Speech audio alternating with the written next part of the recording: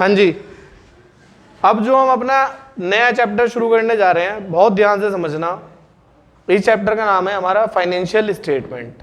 मैंने भी बताया बहुत ही ज़्यादा ज़रूरी चैप्टर है, बहुत ज़्यादा ज़रूरी।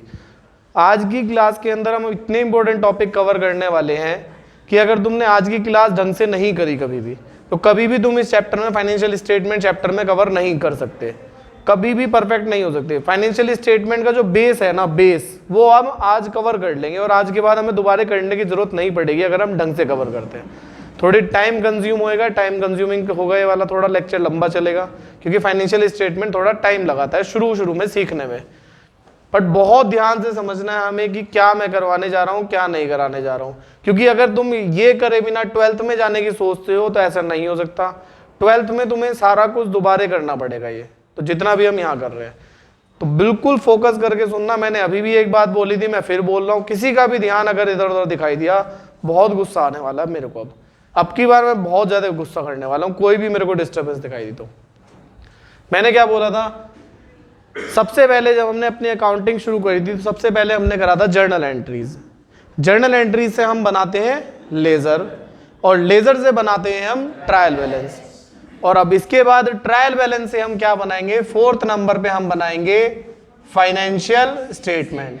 फाइनेंशियल स्टेटमेंट 3 अकाउंट से मिलकर बनती है। पहला ट्रेडिंग अकाउंट, दूसरा प्रॉफिट एंड लॉस अकाउंट, और तीसरा बैलेंस शीट।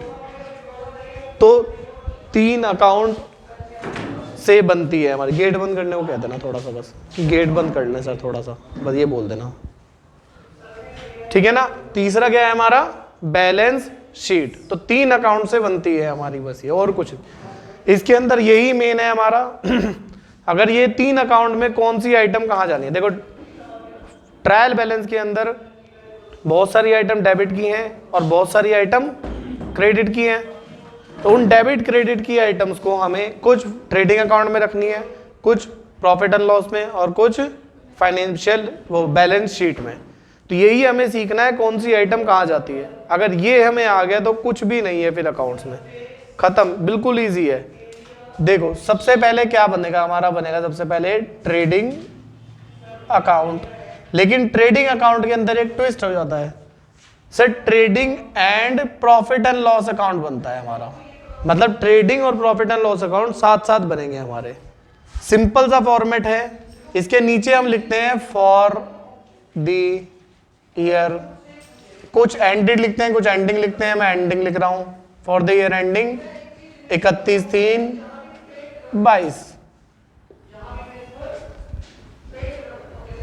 मैंने एक ही कॉलम बनाया, ध्यान से देखना। फॉर्मेट बिल्कुल सिंपल है, कुछ भी नहीं है इसके फॉर्मेट में। फॉर्मेट में क्या है, पर्टिकुलर्स अमाउंट, पर्टिकुलर्स अमाउंट, सिर्फ यही हमारे कॉलम में है, इसके अंदर और कुछ भी नहीं आता है। दूसरे नंबर पे हमारा क्या बनेगा, बैलेंस शीट। बैलेंस शीट के अंदर क्या क्या चीजें आती है हमारी, देखो सबसे पहली बात तो फॉर्मेट का ही खेल है हमारा। फॉर्मेट बहुत अच्छे से याद होना चाहिए इसका। यहां पे आती है liabilities, amount, assets, amount. Balance sheet के नीचे हम लिखते हैं एज ऑन या एज एट, कोई एट लिखता है, मैं एज ऑन लिख रहा हूं 31/3/22। सबसे पहले तो ये हमारा है, ये ट्रेडिंग पीएल का फॉर्मेट है, ये बैलेंस शीट का फॉर्मेट है। फॉर्मेट में तो मेरे हिसाब से किसी को कोई इशू आ नहीं रहा होगा, क्या है क्या नहीं है, ठीक है ना। अब मान लेते हैं हम इसके ऊपर का तो है ट्रेडिंग अकाउंट, और इसके नीचे क्या है हमारा, प्रॉफिट एंड लॉस अकाउंट, ठीक है ना। आगे अब समझो ध्यान से, ट्रेडिंग अकाउंट के अंदर कुछ आइटम्स तुम्हारी फिक्स हैं जो जाएंगी ही जाएंगी वहीं पे। सबसे पहली आइटम टू ओपनिंग स्टॉक, ये फिक्स है, सबसे पहले ऊपर ही आएगा। दूसरे नंबर पे टू परचेज, अच्छा इसे बोलते हैं इनर कॉलम। जो मैं अंदर अमाउंट लिखूंगा, कट का मतलब है अमाउंट लिख रहा हूं मैं, ये जहां जहां मैं क्रॉस लगा रहा हूं वहां वहां मैं अमाउंट लिखूंगा। इस कॉलम को बोलते हैं इनर कॉलम। माइनस, अब ध्यान से देखना मैंने टू वर्ड नहीं लिखा है, मैंने क्या लिखा है, minus word, minus purchase return. Cut कर दो इसको, ये सब बहुत तेज आवाज आ रही है, गेट बंद कर दो बस, ठीक है ना। लोअर वॉइस बेटा, गेट बंद करने को बस, यस बेटा सिर्फ गेट बंद कर दो।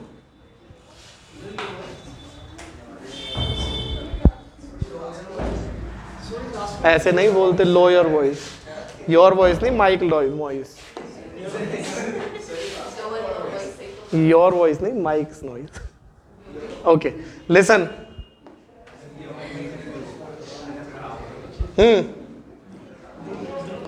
लिसन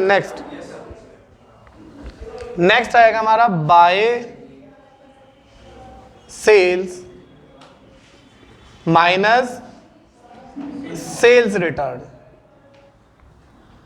ये तीन फिगर्स हैं जो हमारी बिल्कुल फिक्स रहेंगी, बिल्कुल ध्यान रखना, ये तीन तो फिक्स हैं। क्या? To opening stock, to purchase minus purchase return, sales by में और बाय माइनस कर दो सेल्स रिटर्न, बाय नहीं लगाया सेल्स रिटर्न से पहले, बस ये तो कुछ आइटम्स हैं जो फिक्स रहेंगी। इसके अलावा एक और चीज इधर की साइड आती है, वो होते हैं टू डायरेक्ट एक्सपेंसेस, और आता है टू, अब देखो अब वही बैलेंसिंग फिगर निकलेगा। बैलेंसिंग फिगर कैसे निकलता है बताया हुआ 10 बार, दोनों साइड का टोटल करो, बड़े टोटल से छोटा टोटल लेस करो और जो बचेगा। लेकिन बाय साइड में एक और आइटम आती है बस, बाय क्लोजिंग स्टॉक, बस इसके अलावा कोई और आइटम यहां पे नहीं आती है। तो जो बैलेंसिंग फिगर होगी, मतलब बड़े टोटल से छोटा टोटल लेस करके जो बचेगा, दोनों साइड का टोटल करूंगा मैं, ये रहा दोनों साइड का टोटल, जो बड़ा टोटल है वो दोनों साइड लिख दिया, बड़े टोटल से छोटा टोटल लेस करके जो बचेगा उसे बोलेंगे to gross profit carried down. और अगर इधर बचता बैलेंस तो वो ग्रॉस लॉस हो जाएगा। बस इधर बचा तो ग्रॉस प्रॉफिट, इधर बचा तो ग्रॉस लॉस। कुछ ऐसा कुछ हार्ड एंड फास्ट रूल नहीं है। इस ग्रॉस प्रॉफिट को बाय साइड में उतार दो, by gross profit brought down. अब देखो कितना आसान बन गया, बस हमारा कुछ भी नहीं। अब जितनी भी इधर आइटम आएंगी वो होंगी सारी इनडायरेक्ट एक्सपेंसेस, जितनी भी इधर आइटम आएंगी वो सारी होंगी बाय अदर इनकम्स। इनकम कौन सी होती है सबको पता है, rent receive, commission receive, discount received, salary received, जो भी चीज रिसीव्ड में आ रहे हैं वो सब इनकम है। सारी इनकम इधर आएंगे, इनडायरेक्ट एक्सपेंसेस इधर आएंगे। अब इसका भी बैलेंसिंग फिगर निकाल दो। जो इसका बैलेंसिंग फिगर होगा इधर आया तो अगर तो बचेगा वो टू नेट प्रॉफिट। क्या बचेगा वो? Net profit. ये बैलेंसिंग फिगर है हमारी। और अगर वो बैलेंसिंग फिगर बाय साइड में बचा इधर तो वो बनेगा नेट लॉस। इधर बनेगा तो नेट प्रॉफिट, इधर आएगा तो नेट लॉस। तो यहां तक क्लियर हुआ कि नहीं हुआ? पहले ये वाली बात ये बताओ तुम मुझे, ठीक है ना? अगर यहां तक क्लियर हुआ तो इसके आगे देखो अब क्या होगा। अब बचती है हमारी बैलेंस शीट। बैलेंस शीट के अंदर देखो इधर की साइड लायबिलिटीज है, इधर एसेट्स है। मैं कुछ आइटम बता रहा हूं जो फिक्स है, जो तुम्हें याद रखनी है। जैसे एक आता है यहां पे कैपिटल। कैपिटल में प्लस करते हैं हम, देखो जो नेट प्रॉफिट बचा ना वो यहां प्लस करेंगे टू नेट प्रॉफिट। जो अमाउंट बचेगी उसमें से माइनस करेंगे हम ड्राइंग्स। क्या करेंगे हम उसमें से? ड्राइंग्स को माइनस। बस क्लियर है बिल्कुल। जितनी बची कुची लाइबिलिटीज है वो सब इधर। लाइबिलिटीज कौन सी होती है सर? क्रेडिटर्स लाइबिलिटी होती है, लोन लाइबिलिटीज होती है, और बीपी लाइबिलिटी होता है हमारा, बैंक ओवरड्राफ्ट लाइबिलिटी होता है हमारा। तो ऐसी ऐसी कुछ लाइबिलिटीज यहाँ पे आएंगी। और एसेट साइड में क्या आएगा? मतलब यहाँ लिख देता हूँ मैं, ऑल अदर लाइबिलिटीज इधर आएंगी। इधर की side by all other assets. और एक मैं बता देता हूं बस, एक बाय क्लोजिंग स्टॉक इधर आएगा। बस याद रखना, दोनों साइड का टोटल हमेशा बराबर आएगा। अब ध्यान से समझना मेरी बात, फिर से मैं बोल रहा हूं। सर सबसे पहले हमने ट्रेडिंग अकाउंट बनाया। ट्रेडिंग अकाउंट के अंदर सबसे कुछ आइटम हमारी फिक्स है, जैसे 2 opening stock, 2 purchase minus purchase return, by sales minus sales return और एक बाय क्लोजिंग स्टॉक। ये ऊपर नीचे नहीं कर सकते, जो है वैसे ही रखना इसको। ऐसा नहीं कि क्लोजिंग स्टॉक पहले लिख दो और सेल्स बाद में लिखो, या परचेज पहले लिखो ओपनिंग स्टॉक बाद में लिखो, नहीं, फिक्स। उसके बाद डायरेक्ट एक्सपेंसेस जो भी मिलेंगे वो क्लोजिंग जीपी हमारा बैलेंसिंग फिगर आ जाएगा। ये जीपी हमने बाय साइड में उतारा, सारी इनकम इधर आएंगी, सारे इनडायरेक्ट एक्सपेंसेस इधर आएंगे, नेट प्रॉफिट बचा हुआ होगा हमारा बैलेंसिंग फिगर। इस नेट प्रॉफिट को हम यहाँ पे कैपिटल में ऐड कर देंगे लायबिलिटी साइड में। कैपिटल लायबिलिटी होती है, सबको पता ही है, माइनस करते हैं ड्रॉइंग्स उसमें से, और बची कुची सारी लायबिलिटीज वो इधर आएंगी और सारी एसेट्स भी उधर आएंगे इंक्लूडिंग क्लोजिंग स्टॉक। ये अब दोनों साइड का बैलेंस शीट का टोटल अगर हमारा बराबर आ जाता है तो हमारा क्वेश्चन बिल्कुल आंसर बिल्कुल ठीक है। अगर दोनों साइड का बराबर नहीं आता तो हमारा आंसर गलत है। इसके अंदर मैक्सिमम आइटम तुम्हें समझ में आ जाएगी, पर कुछ चीजें हैं जो तुम्हें समझनी पड़ेगी। उसमें सबसे पहला है डायरेक्ट एक्सपेंसेस। डायरेक्ट एक्सपेंसेस ना बल्ले पड़े भाई, क्या होता है ये। अब बच्चा 12th के एग्जाम कितने दिन रह गए, 3 महीने भी नहीं रह गए ढंग से। अब बच्चे आज भी वहां निकम्मों की तरह बैठे मिलेंगे, सर ये डायरेक्ट एक्सपेंसेस क्या होते हैं, मुझे मन है ना पता जी। तो मतलब हद बेवकूफ बच्चे हैं, बच्चे नहीं कहूंगा मैं, बेवकूफ है, पढ़ते नहीं, मतलब बिल्कुल भी चल रहा है मजे में काम, धक्का देके। ये नहीं होना चाहिए। अगर तुम यहाँ पे ढंग से मेहनत कर लोगे 12th बहुत इजी हो जाएगी। इसलिए मैं बोल रहा हूँ, बहुत ध्यान से सुनना जो मैं बोल रहा हूँ, नाखून चबाना छोड़ के, ठीक है, बहुत ध्यान से सुनना। सर पहला क्वेश्चन हमारे दिमाग में आया कि डायरेक्ट एक्सपेंसेस कौन से होते हैं। सुन लो मेरी बात ध्यान से, डायरेक्ट एक्सपेंसेस कौन से होते हैं। तो direct expenses are those expenses which are related to purchase, क्या क्या बोला मैंने, परचेज, मैन्युफैक्चरिंग और इंपोर्ट ऑफ गुड्स।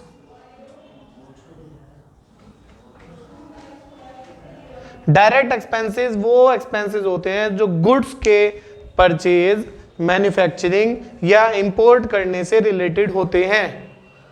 समझ गए बात। वो एक्सपेंसेस जो गुड्स को खरीदने, उसे बनाने और उसे इंपोर्ट करने से रिलेटेड हैं, वो सारे खर्चे डायरेक्ट एक्सपेंसेस होते हैं। मैं 9 एग्जाम्पल बता रहा हूं, वो 9 एग्जाम्पल तुम्हें रट्टे मारने पड़ेंगे। एग्जाम्पल मैं बता रहा हूं, वेजिस, कैरेज, कार्टेज। क्या बोला मैंने, वेजिस, कैरेज, कार्टेज। चुप हो जाओ 2 मिनट। गैस, फ्यूल, पावर, ये एक ही है, gas fuel power. Gas fuel power, freight, octroi. अब लास्ट में है dock charges, royalty and custom duty. समझना ध्यान से, कौन कौन से एग्जाम्पल बताए मैंने। 9 वेजिस, कैरेज, सारे भाई ट्राई करना, प्रोनाउंसिएट करें। Wages, carriage, cartage, gas fuel power, freight and octroi, dock charges, royalty and custom duty. चलो जी, अब इन 9 एग्जाम्पल में से समझो एक बात ध्यान से। एक तो है ऑक्ट्रॉय। ऑक्ट्रॉय समझ नहीं आता, ऑक्ट्रॉय क्या होता है। ऑक्ट्रॉय का मतलब है जब तुम दूसरी स्टेट से गुड्स लेके आते हो अपनी स्टेट में, तो इसे बोलते हैं नगर शुल्क, चुंगी। तो रास्ते में नगर शुल्क बोलते हैं इसे, ठीक है ना। तो जो दूसरी स्टेट से जब तुम लेके आते हो तो तुम्हें अपनी स्टेट के अंदर लाने में कुछ पैसे देने पड़ते हैं गुड्स में, as per the size of the goods और कार्टेज। Second dock. डॉक का मतलब क्या होता है, डॉकयार्ड, बंदरगाह, जहां पे शिप आके लैंड होते हैं, मतलब शिप आके रुकते हैं, उसे पोर्ट भी कह लो, जैसे कह लो, ठीक है ना, बंदरगाह, डॉकयार्ड। तो उसे क्या बोलते हैं, डॉक चार्जेस। तो उनसे रिलेटेड एक्सपेंसेस कौन से होते हैं, डॉक चार्जेस।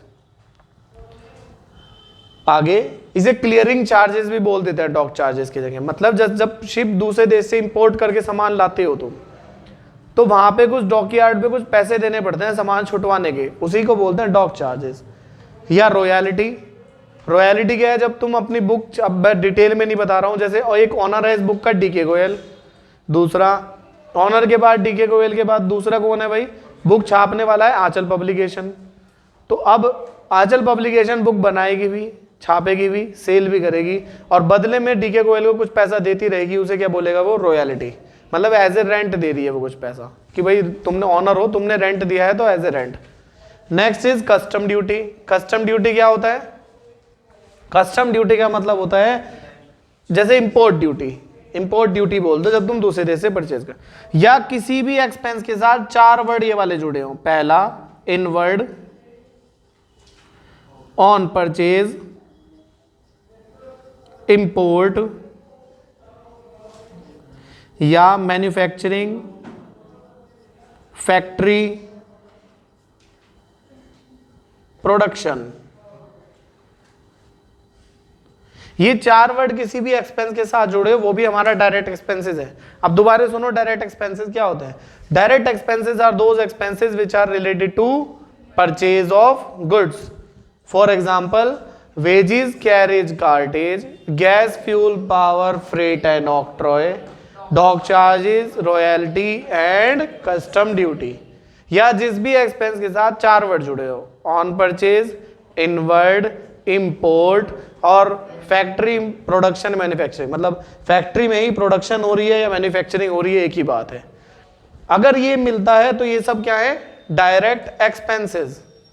इनके अलावा कोई भी खर्चा मिल रहा है वो क्या है, इनडायरेक्ट।